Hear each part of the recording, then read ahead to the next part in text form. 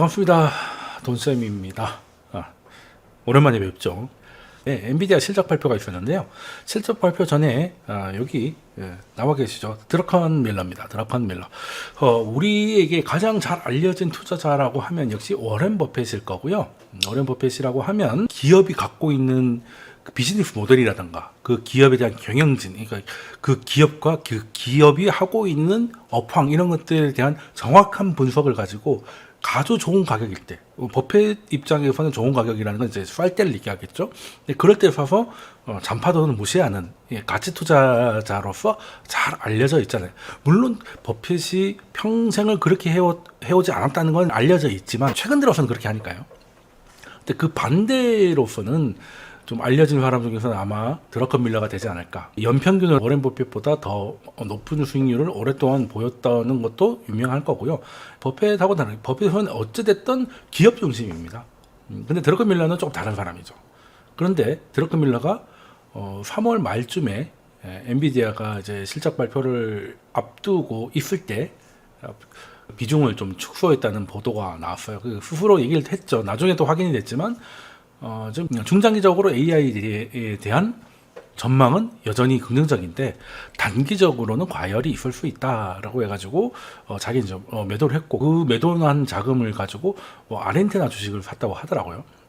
근데 아르헨티나에서는 그 유동성이 큰 아이들로 샀다고 하는데 어떤 종목인지까지는 안 나왔는데 제가 아르헨티나 종목까지는 잘 몰라가지고, 일단 드라컨 밀러는 찔끔찔끔 사지 않습니다. 우리 보초병 보내고 이렇게 하지 않아요. 그냥 결단하면 그냥 확 하고 움직입니다. 그래서 이번에 발표된 거 보니까 엔비디아를 이제 비중을 줄였다고 보니까 갖고 있는 포지션의 한 70% 정도 실현했다는 거잖아요. 이때가 엔비디아가 이제 올해부터 찾던데 3월 말이라고 하면 요즘일 텐데요. 굉장한 수익을 냈을 겁니다. 이 정도는 충분하다라고 이제 판 걸 수도 있는데, 문제는 실적 발표가 나오고 나니까 이제 더 1100DR을 넘은 상태지 않습니까? 드라컨 밀러가 틀렸나? 이번에는 틀린 건가? 70%나 비중을 줄였는데 약간 속된 말로 틀린 건가? 이런 생각을 좀 할 수도 있는데요. 물론 우리가 드라컨 밀러를 걱정하는 것만큼 세상에 무의미한 일은 없을 겁니다. 이 사람이 어떤 성향을 갖고 있고 왜 그런 성향을 가지게 됐는지는 조금 덜 알려진 것 같아서 그 이야기를 해드리고 싶어요. 일단 이번에도 엔비디아 포지션과 콜옵션까지 포함해서 70% 정도를 매도를 했는데, 원래 이 양반은 한번 움직이면 크게 움직여요. 이분의 스타일입니다. 이분의 스타일인데, 이게 왜 이렇게 됐냐면, 드라컨 밀러도 예전에 그 소로스, 그 유명한 퀀텀 펀드에서 일을 했는데, 소로스라고 하면 제일 유명한 일화 중에 하나가 영란은행을 상대로 파운드 공매도를 쳐가지고 중앙은행을 한테 승리를 해서 엄청난 수익을 냈던 그 사례가 굉장히 유명하잖아요. 그때 드라컨 밀러가 그 아이디어를 낸 겁니다. 지금 이제 파운드와 폭락이 확실하다. 파운드에 이제 숏을 치자라고 소로스한테 투자 아이디어를 얘기를 하죠. 소로스가 들어보기에도 그건 맞는 거예요. 그러니까 집행을 했겠죠. 근데 문제는 드라컨 밀러한테 그 얘기를 한 거예요.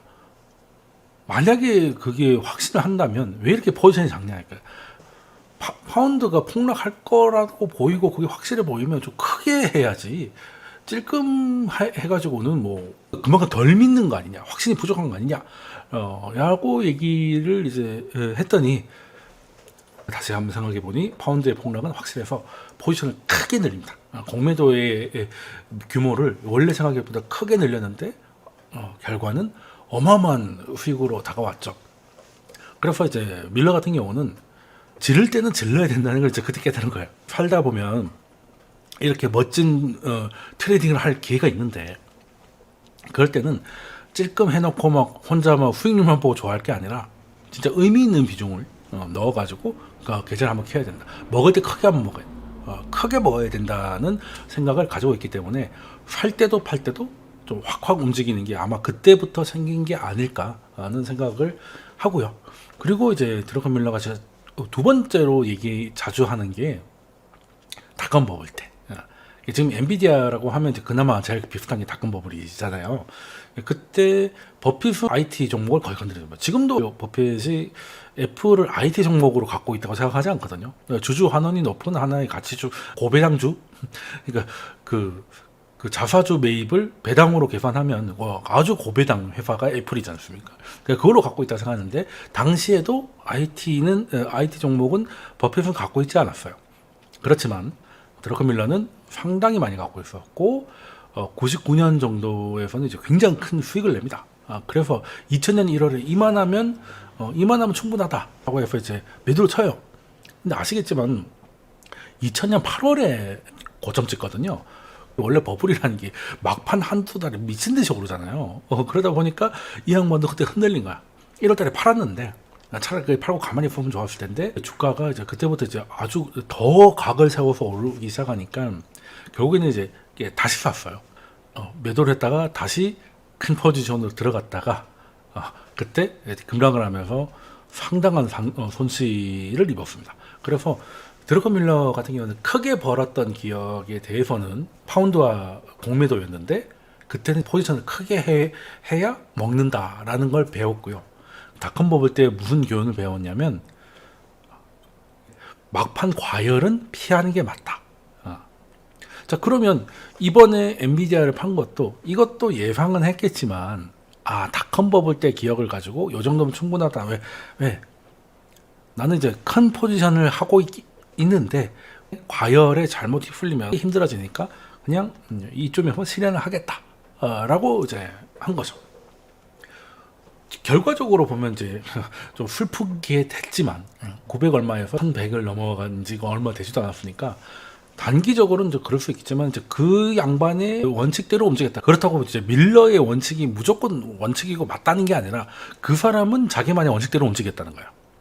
큰 포지션을 움직이고 그리고 과열은 단기 과열이라도 이걸로 끝나지 않는다 하더라도 과열은 싫어한다는 겁니다. 그럴 만도 하죠. 그럴 만도 합니다. 저는 이제 조금 더 물고 늘어지는 걸 좋아하긴 스타긴 한데 그건 뭐 제 스타일이고 밀러 같은 경우는 그래서 버핏하고 굉장히 다른 게 버핏은 앞서 말씀드린 대로 이제 기업을 봅니다. 좋은 기업. 그래서 경영진도 많이 보고 가장 중요한 건 사업 모델이죠. 비즈니스 모델이 얼마나 좋고 그리고 좋은 가격이 되면 실행을 하는 건데 밀러 같은 경우는 현재 시장을 뭐가 결정하는지 시장의 드라이버를 파악하고 큰 비중을 들어갔다 나왔다 하는 사람이에요. 저는 사실 버핏보다는 드러커밀러의 방법이 개인 투자자들한테는 더 적합하다고 봐요. 버핏처럼 우리들 이렇게 기다릴 수가 없거든요. 기다릴 수도 없고 기업 분석이 그렇게 마침 쉬운 것도 아니야. 근데 지금 시장 드라이브는 뭡니까? 지금 시장은 뭐 때문에 울고 웃어요? 장기채 금리잖아요. 장기채 금리. 그러면 장기채 금리가 뭐 이제 정점을 찍었다라고 하면 포지션 좀 늘리고, 또 저점을 찍었다라고 하면 포지션 좀 줄이고, 위에서 밑으로 보는 탑 다운에 투자를 하는 게 밀러고, 기업을 보고 있는 버핏 같은 경우인데 어떤 그런 성향을 가질 수밖에 없는 게 이 양반이 원래 원자재 관련, 에너지 관련을 많이 했기 때문에 에너지라는 게 원유도 그 자체의 펀더멘털이랄 게 없잖아요. 경기가 좋아져서 수요가 늘어날 것 같은데 공급이 부족할 것 같으면 뭐 엄청 오르기도 하고 공급이 늘어나 있는 상태인데 경기 침체가 올 것 같으면 급락하기도 하고 하는 거잖아요. 그 에너지 부분을 하다 보니까 원유 같은 걸 많이 만지다 보니까 이 양반은 매크로에 대해서 예민할 수밖에 없어요. 네, 그랬기 때문에 거기에서 개인적인 경험이 이렇게 대표적으로 포지션 관련 연구 파운드와 그리고 닷컴 버블 때 과열이 아픈 기업 이런 것들이 복합되면서 지금의 드러커밀러의 스타일이 나온 거라고 저는 생각을 하거든요. 그럼 저는 뭐 아까 말씀드렸지만 버핏보다는 드러커밀러가 조금 맞는 것 같다. 특히 국장을 하고 계시면 국장은 기업이나 비즈니스 모델 다 좋지만 매크로에 대해서 민감도가 미장보다 굉장히 크잖아요. 그럴 수밖에 없는 게 미장은 큰데 여기는 작을 수밖에 없고 여기서 중소형주는 더 그럴 수밖에 없으니까 아무리 뭘 해도 외국인 외도가 나오고 하면 그걸 피할 수 있는 방법이 딱히 많지 않은 게 또 국장이다 보니까 저는 이제 밀러의 방식이 맞지 않나 하는 생각을 좀 하고 있습니다. 저도 늘 생각하는 게 성장하고 있는 섹터의 주도주 그리고 주요 테마의 대장주를 좋은 가격에 사서 의미 있는 비중으로 그 흐름이 그 사이클이 끝날 때까지 최대한 오래 발라먹는 게 개인 투자자들이 할 수 있는 최고의 성과나 목표라고 생각을 하는데 거기에 부합하는 사람이라고 생각을 해서 저는 이 양반을 좀 좋아하긴 하는데 이번에 또 엔비디아를 팔았다고 해서 좀 말씀드리고 싶은 게 있어서 말씀을 드린 거고요. 그렇다고 이제 이 양반이 팔았다고 해서 엔비디아에 대해서 너무 과열이다. 이제 꺼질 것이다. 이런 얘기를 하시는 분들도 계셔가지고 그거보다는 그럴 수도 있겠지만 그거보다는 드러큰 밀러는 개인적 성향이 이 트레이딩이 모두 나온 거다. 이 얘기를 좀 하고 싶었다라는 거죠.